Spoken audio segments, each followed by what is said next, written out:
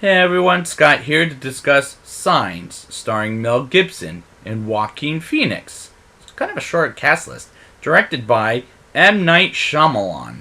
Now, before I get into this show, I must say right now, I have seen this movie before in movie theaters, and quite a few times after that. And I don't know, back in the day, it did scare the crap out of me, but will it scare the crap out of me like it did back then? Let's get into this thing. Let's find out. I do like the opening credits score. It felt haunting when I was a teenager. That's when this movie came out, and I was a teenager. But I still like how scary it sounds, but at the same time, as an adult, it sounds too silly, and M. Night Shyamalan goes for the intense, silly scares this time. Graham Hess, played by Mel Gibson, was a priest and now is a farmer of cropland in Pennsylvania, and when they get smashed into a crop circles, an alien invasion occurs, and we won't know that until halfway into the movie. And it feels silly as an adult, in my opinion. Graham's son Morgan, played by Rory Culkin, and daughter Bo, played by a very young Abigail Breslin. I will admit that part. Give a dog some contaminated water, and off-screen attacks her. And by her, I'm talking about Bo, and there's two dogs. One of them gets killed by, who said it? Morgan. And because he was trying to kill Bo, but I understood that dog's death despite how scared I was. He was, excuse me.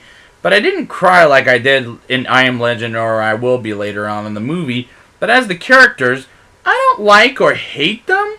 I think they're average at best. Graham and his brother Merrill, played by Joaquin Phoenix, go around the house and scare the person who's led to believe made the crop circles. And they try to chase and beat up the person, and it's again way too silly, but I do like on the next day while the sheriff of the town is at their house and Bo is watching a cartoon show I used to watch called Dexter's Laboratory. It was rather cute. They see on the TV that the crop circles make in many countries, like in India, for example. So it's happening in various countries, cities, states in America, and I do think it's an odd move for M. Night to play the same tricks again and again for some scary reason, and this dialogue is way too preposterous.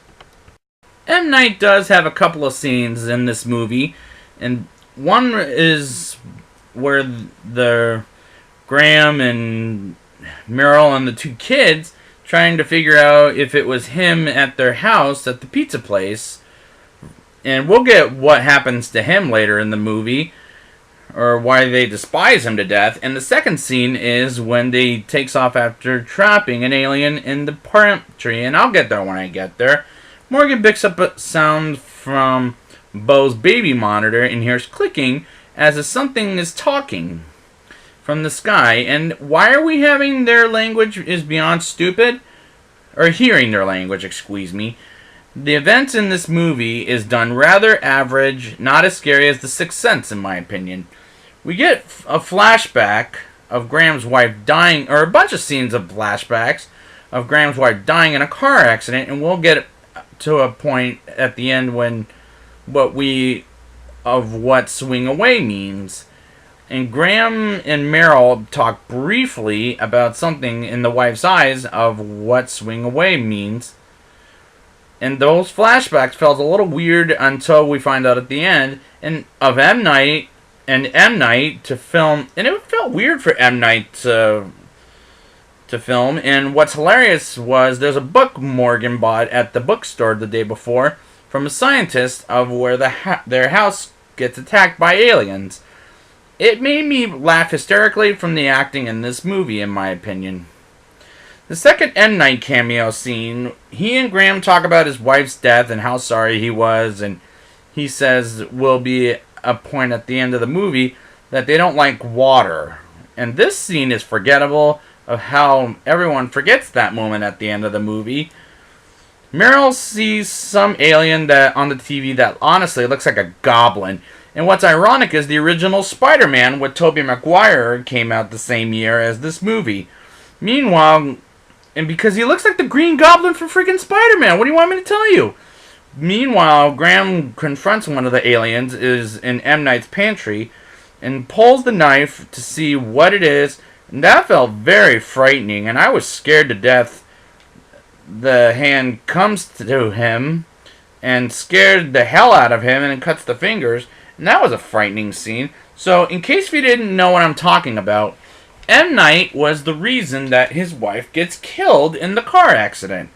The family, they have dinner together, and Graham refuses to say a prayer.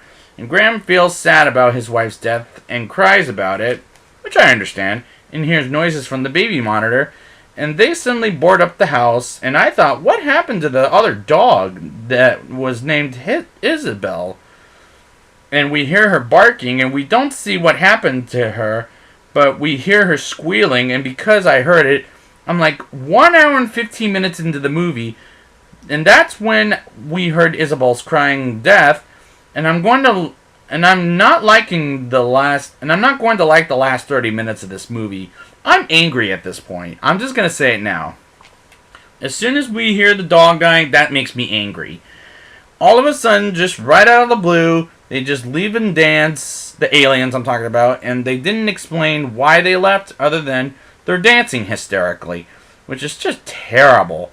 And the next thing you know, after they pull the TV to the living room, they see an alien, and Graham's wife, before her death, says to Meryl to swing away, and Meryl swings away and knocks him out, and when he hits the wall, he hits the glass of water falls down, and that pissed me off, because, and so does the fact that we never get a good look at the alien, and it's dead because of water, and Morgan is alive, and with the family again. My God, this movie's really making me pissed.